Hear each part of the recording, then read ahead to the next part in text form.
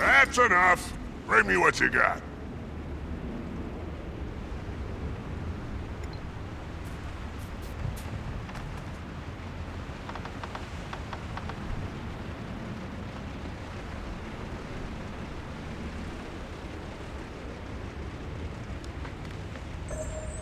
One batch of Nicobar Special Tonic coming right up.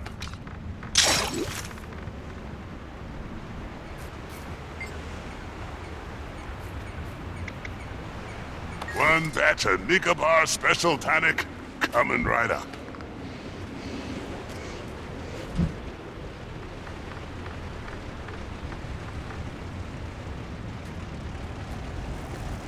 Does the tank really need rifles, harpoons, and grenade launchers?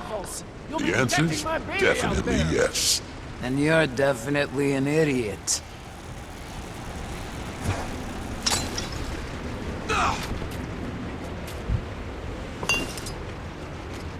What I wouldn't give to take that tank for a test drive.